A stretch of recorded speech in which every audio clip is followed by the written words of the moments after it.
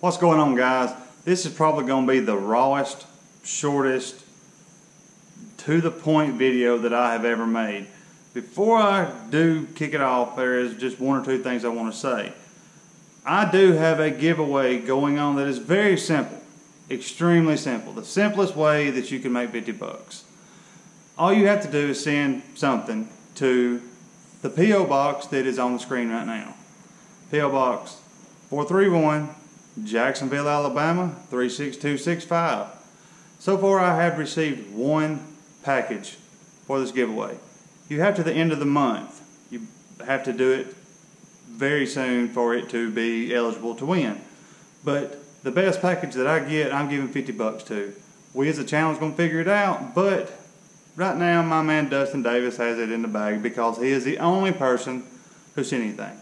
Simplest way to get 50 bucks. Also, if you don't know by now, I have shirts for the channel and they are the most comfortable shirt you will ever put on.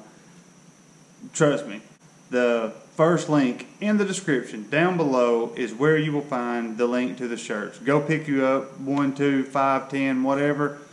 Thank you very much for supporting me and my little piece of the American dream. Is what we're going to talk about right now is the last list race, and with one more remaining, who do you think is going to be on top at the end of the season? To my personal opinion, it was one of the best shows of this season. So, with no further ado, let's kick it off right here.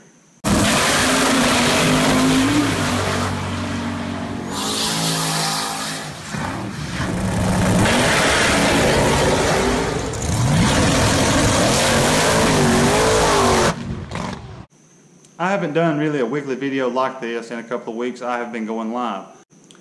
I didn't get to watch the show till it done went off. I watched it on DVR and it was done too late. I wasn't going to mess with it. I was kind of in my own little mood last night, so I just didn't fool with it, and I'm sorry, but there was a few key things that I want to talk about. And number one, and that is the farm truck and Asian deal with the hearse. There were several things going on with that hearse that kind of was different. I mean, it was a good thing, but it was different. For one, it's twin turbo.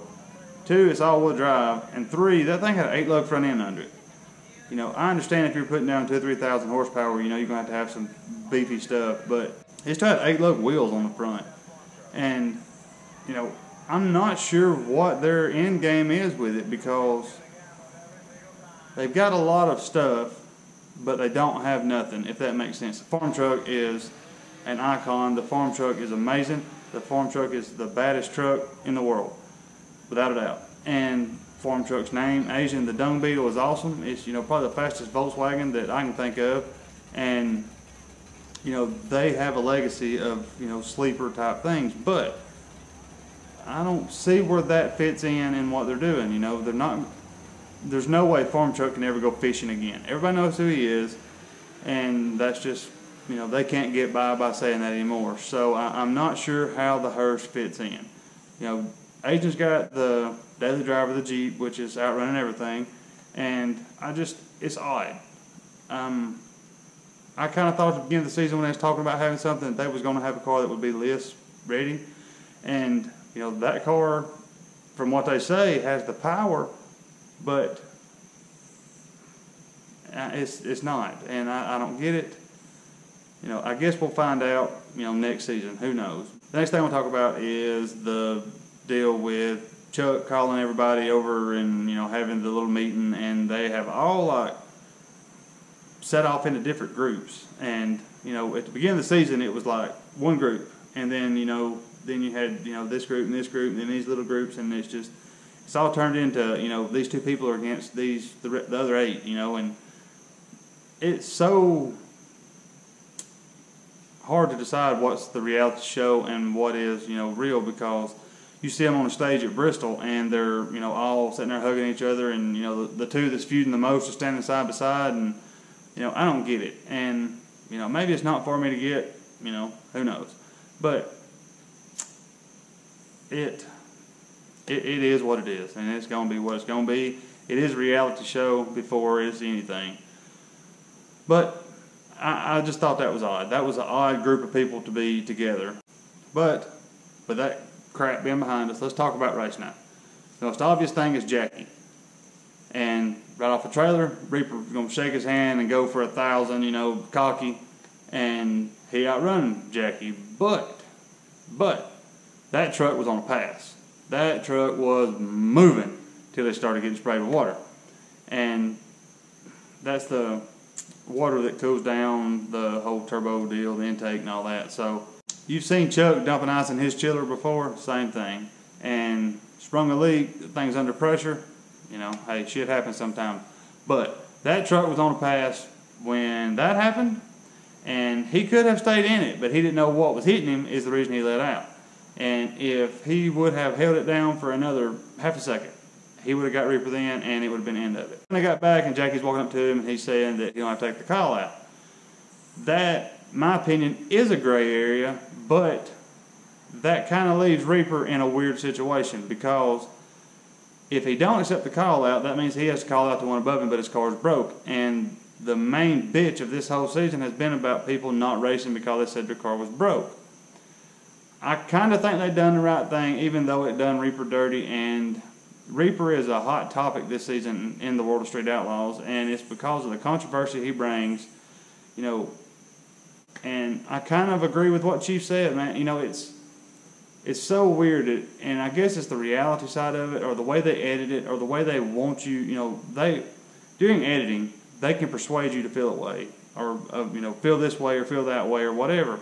And you know, they kind of like had you not liking Chief, and then, you know, kind of like, oh, I kind of agree with Chief, and then, you know, not liking Reaper, and then, you know, I kind of feel sorry for Reaper. It's just, it's been a roller coaster of garbage that has went on in a good show, and I want to see racing. That's why I watch it. I'm sure that's why most of y'all watch it. I want to see racing. I love the cars, and I want to see racing. It is nothing obtainable for the average person that watches it and loves the cars. And that's what makes us love it and hate it at the same time. They got the 2-3 together, and when they decided that Reaper was going to lose his spot if he didn't race, I feel like he done the right thing to do by going up there and doing what he done. I don't really think that he had intentions on letting the car go. He just wanted to see if they'd call it off maybe, or, you know, they called his bluff, so he had to. You know, I don't know. But I am kind of glad to see Jackie back on the list. The truck was moving. The truck was rolling. I mean, it was on the pass. It was moving. Best I've ever seen Jackie do. All these no preps he's been doing has taught him something about racing, apparently. But proud to see him back on the list. I never had a problem against Jackie. Kind of liked him. Another one of them underdog things to me. But there you go. You're number 10. The next thing I want to talk about is Dominator. You know, this whole season, Dominator has kind of been an underdog who has somewhat had a comeback, and everybody's been waiting on it, you know, loving it and all that. Well, when he gave a spot to Chuck, and then he got outrun last night, he's dropped down to, what, 7 or 8? And I got to thinking about it. And all he really done all season was race Lutz. Back and forth, back and forth, back and forth. And I don't think Lutz or Dominator is a top 3 or 4 car at this moment. I think they both can be. I think that they have the potential to be, but at this moment they're not, and it showed. But that has kind of locked up that middle of the list, and no one has been able to pass them, which there hasn't been any competition right behind them to step up yet. But everybody on that list has raced each other all season, and I know that that is what they keep saying, that they've got to get away from and stop and all that. But, you know, that is all coming into the rules that they've changed several times. If they would have left the rules like they've been from the jump, or, you know, they're going to have to give somebody who's broke 7 days. That's just, they're going to have to. And they're going to have to race. You know, if your car is raceable, you got to race. And, you know, there's no running and hiding. Stand up there like a man. This is supposed to be the group of the 10 badasses in the world. Stand up there and let your balls hang and do it. You know, Chief had something, you know, blow out one of his charge pipes. So, you know, he can't race. And, you know, there's no possible way. Daddy Dave had something go wrong with his Pro Charger. I've seen him swap the whole Pro Charger in a few minutes in race. And, I mean, he done that, and he ate Ryan up, but we'll get that in a minute. But, you know, the whole deal with Dominator and Lutz, I feel like Lutz can hang on a little better than Joe at this moment, and I hate to say that because I wish it was vice versa. I feel like by next season, if Joe don't mess with nothing, don't change a whole lot, just learn, just get seat time, he will be in the top 5 to stay. That's my opinion. That's what I truly think. But with that being said, next thing we'll talk about is Chuck and Ryan and that shit that they pulled. I still don't understand it at all. I don't know why Chuck pulled his call out and let Ryan race first. That don't make any sense. Either way, he's got to race the same amount of people. You know, I don't get it. Unless he thought he had a better chance against Dave than he did Ryan, that would be the only thing that would make what he done make sense. If he thought he had a better chance against Dave and he thought Ryan was going to win, that would mean that night he had to race Dave instead of Ryan. But Dave just, he was gone. Dave's car is on a mission. I'm telling you, Dave has the fastest car there is. But, it turned out like it turned out. The only other thing that I want to talk about is the race between Chief and Dave. They have had some of the best races all season. Yeah, they'd race and then they'd break. It is what it is. But they have had some of the best races all season that I have seen on the show in a long time. And when I'm talking about the best races, it was close. It was dead nuts, close every time. Unless something broke, they both made passes. It was close. And it has been some of the best racing that I've seen on the show to date, and especially this season. And I still feel like next, it will either end up, I'm going to call it right now. I'm just going to go ahead and call it.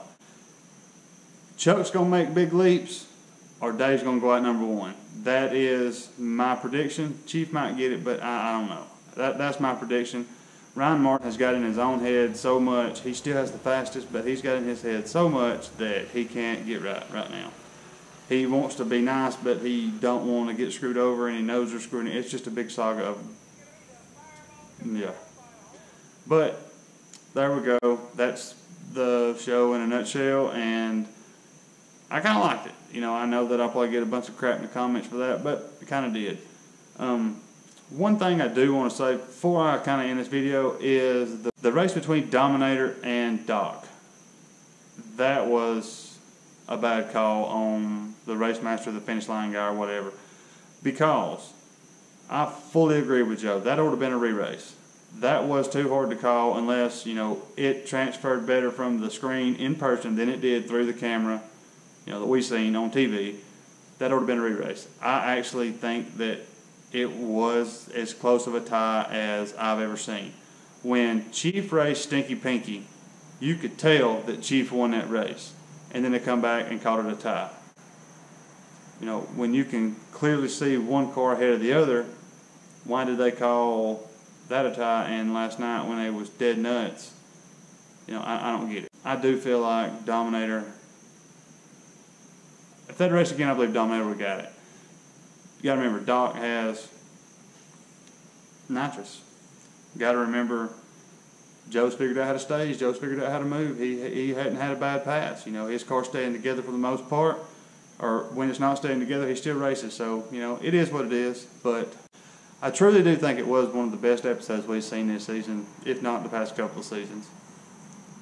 But there it is. There's Street Outlaws last night's episode in a nutshell. I done talked about the giveaway I have going. My email address is across the screen. Anything you want me to know, say, do, or have, shoot me an email about it. There's several guys that I kind of keep talking back and forth, and I get a lot of, one-timers, and I enjoy talking there. That is one place that you can truly count on, that I'm going to see your comment, see what you have to say, and more than likely respond. So, there it is. Hit me up, and thanks guys for watching. Godspeed. I'll see you in the next one.